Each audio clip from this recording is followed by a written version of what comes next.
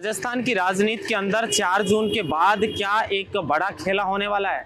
क्या मुख्यमंत्री भजनलाल शर्मा की जो गद्दी है वो 4 जून के बाद चली जाएगी? क्या किरोड़ी लाल मीणा राजस्थान की राजनीति में कोई बड़ा खेला कर सकते हैं? हालात तो ऐसे ही नजर आ रहे हैं। अब सबको इंतजार है पूरे देश के अंदर लोकसभा चुनाव के परिणाम का, जिसके एग्जिट पोल 1 जून को जारी किए जाएंगे। लेकिन चुनाव का जो परिणाम है वो परिणाम 4 जून को घोषित किया जाएगा। लेकिन पूरे देश के तमाम जो मीडिया के जो मीडिया सेल हैं या फिर जो नेता हैं, उनकी नज़र इसी बात पर टिकी हुई है कि किसकी कितनी सीटें आने वाली हैं और इनके बाद में जो है वो क्या बड़े बदलाव हो सकते हैं। राजस्थान को लेकर आज बात करेंगे। राजस्थान के अंदर मुख्यमंत्री भजनलाल शर्मा को 2023 के अंदर राजस्थान की गद्दी सौंपी गई है। ऐसे में उनके कंधों पर बड़ी जिम्मेदारी लोकसभा चुनाव की भी थी।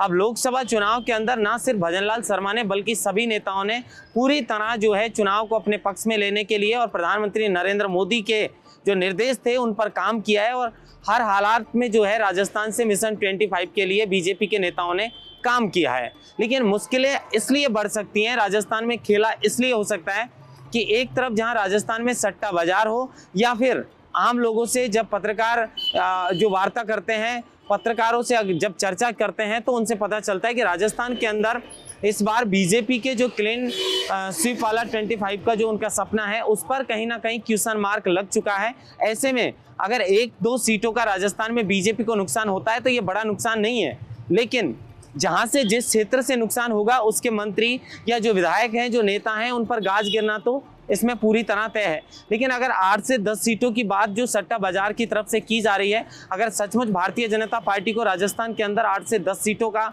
इतना बड़े स्तर पर अगर नुकसान होता है तो इसकी गाज भजनलाल शर्मा पर जो है गिरना लगभग तय है, क्योंकि उनके कंधों पर जो जिम्मेदारी भारतीय जनता पार्टी के शीर्ष नेतृत्व ने, आला कमान ने जो सौंपी है प्रधानमंत्री नरेंद्र मोदी पर ने और अमित शाह ने जो भजनलाल शर्मा पर जो विश्वास जताया, तो विश्वास पर भजनलाल शर्मा कितने खरे उतरते हैं।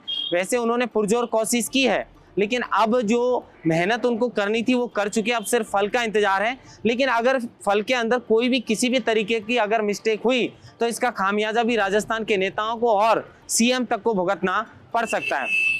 दूसरी बड़ी बात यह है कि पूर्वी राजस्थान की जिम्मेदारी भी भजनलाल शर्मा पर है, क्योंकि वो भरतपुर से हैं। ऐसे में पूर्वी राजस्थान को लेकर एक बड़ी जिम्मेदारी उनके पास है। पूर्वी राजस्थान में कितनी सीटें आती हैं, ईआरसीपी का मुद्दा जो भारतीय जनता पार्टी ने एक बड़ा मुद्दा बनाया था और पूर्वी राजस्थान के जो वोट बैंक है उसको कांग्रेस के वोट बैंक में सेंधमारी करने का काम ईआरसीपी के माध्यम से किया था। चुनाव से पहले इस बात पर जो है वो समझौता भी हुआ था। लेकिन बड़ी बात यह है कि पूर्वी राजस्थान से कुछ सीटों पर जैसे टोंक है, करौली है या भरतपुर की बात करें या दौसा की सीट पर भी कांटे की टक्कर मानी जा रही है। ऐसे पे अगर इस तरीके से दौसा की सीट पर कोई भी नुकसान का सामना भारतीय जनता पार्टी को करना पड़ेगा तो डॉक्टर किरोड़ी लाल मीणा पहले ही कह चुके हैं कि अगर मेरा प्रत्याशी दौसा की सीट से कन्हैया लाल मीणा हारता है तो मैं स्वतः ही इस्तीफा दे दूंगा।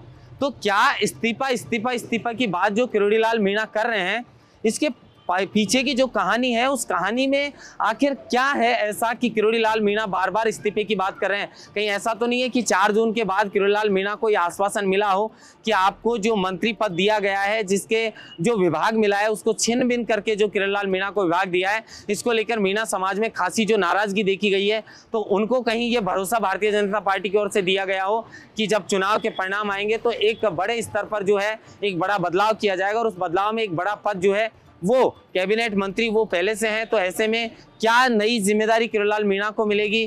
क्यों किरोड़ी लाल मीणा बार बार इस्तीफे की बात कर रहे हैं? लेकिन इतना तो तय है कि किरोड़ी लाल मीणा जो बात कर रहे हैं और अपनी ही सरकार के खिलाफ वो लगातार मुख्यमंत्री को पत्र लिख रहे हैं। कई मांग जो है किरोड़ी लाल मीणा लगातार भजनलाल शर्मा से कर रहे हैं। तो कुछ लोग तो ये भी चर्चा कर रहे हैं कि भाई किरोड़ी लाल मीणा के और मुख्यमंत्री भजनलाल शर्मा के आपस में बन नहीं रही या लोग ऐसी चर्चा कर रहे हैं या अंदर खाने ऐसा कुछ चल रहा है। लेकिन पूरी तरह एक बात क्लियर है कि राजस्थान के अंदर ही नहीं पूरे देश में चुनाव परिणाम आने के बाद बहुत फेरबदल होंगे। लेकिन राजस्थान की राजनीति के अंदर 4 जून के बाद बड़ा बदलाव कुछ राजस्थान के बड़े नेताओं के साथ हो सकता है और कुछ भारतीय जनता पार्टी के नेता भी राजस्थान के अंदर बड़ा खेला कर सकते हैं। अब इंतजार है चुनाव परिणाम का। महेंद्र वासोटा, लोकमत हिंदी, जयपुर।